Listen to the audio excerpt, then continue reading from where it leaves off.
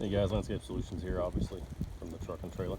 We're doing some maintenance today, but I was going to do a quick little instructional video on how to hang orchids. We get asked a lot, what's the best way to hang an orchid? Customers telling us they hang orchids and they never survive. So we're going to go through some of the steps that they're probably leaving out. So we've already hung 2 of them, but this is what one would look like completed.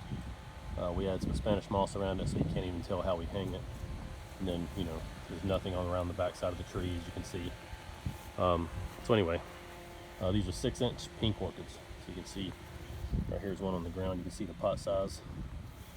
So I'm gonna let Derek hold the camera here. I'm gonna walk you through how to do it. So basically, we're gonna take our orchid here. And again, you can see how big it is compared to my hand. This is considered a 6-inch orchid. And basically, you can see how bound up the roots get. So we want to pull these down a little bit. Don't snap them all off, but we want to loosen it up a little bit. Try to get them growing down and around the tree rather than in a real tight ball. So we'll turn it around. We're also going to pull off some of this sphagnum moss here. We'll pull a little bit of this off as we go. Not all of it. Just loosen it up. Get your thumb in there, your finger. You can see it's got this green moss growing on it. So it's really old and kind of slimy. So we're gonna pull some of that off, air these roots out a little bit. Again, we're not emptying it all out. We're just trying to loosen it up a little bit. Get some of this really bound up root ball loosened up. And as I'm walking you through this, guys, you may have learned a different way to do it or read a different way to do it. If so, comment below, let us know. We're always open to learn new techniques, new ways, different ways people are doing things, but I'm going to show you how we do it. Maybe might teach you a different way of doing some things.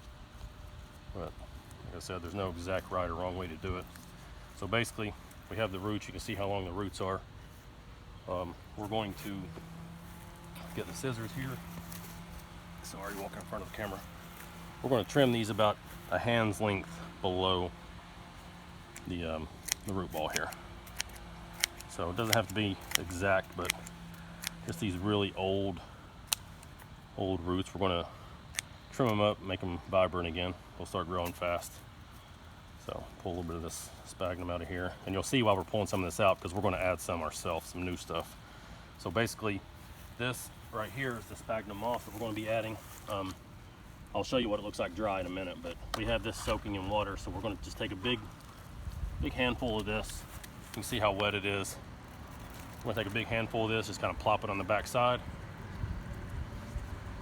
I'm going to hang this one right here. So gotta be very careful with these guys. These are very, very, very fragile plants. So we're going to put this one right about here. So I'm going to get another big handful of sphagnum moss here. I'm going to put on the front of it so that it's basically surrounded all the way around. You can see with the dripping wet sphagnum moss. And then what I'm going to do is I have some burlap here that we have cut. We're going to get the burlap. I'm going to put right up under the top of the root ball here. I'm going to wrap it nice and tight all the way around the orchid.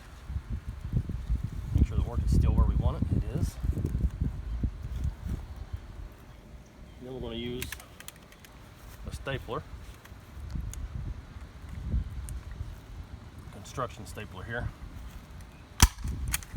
I'm going to staple. I'm going to push up against the root ball and staple it to the tree all the way around. Pull it nice and tight.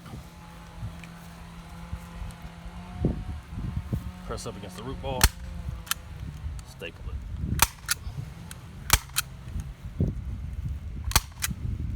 And that's it. We're gonna pull it around the bottom, staple the bottom, and then we're gonna put some Spanish moss around it, and you can see this is what it'll look like completed. So, but if you leave this sphagnum moss out, this could be why your orchids are not doing well. this stuff will hold water for days. So what we're going to do is put a little drip line sprinkler right here, and it's going to drip down into the first one, down into the second one, down into the third one. We never want to get the flowers wet. If you get the flowers wet, or even the leaves, you'll notice they'll get spots all over them. That's a fungus. You don't want to get the flowers wet if you can avoid it. So lastly, this is what I was putting behind it. It's called sphagnum moss. You can see what it looks like when it's dry. Very, very, very, very dry, crumbly. But when you soak it in water for about 15-20 minutes, and you end up with this. And you can see it holds a lot of water.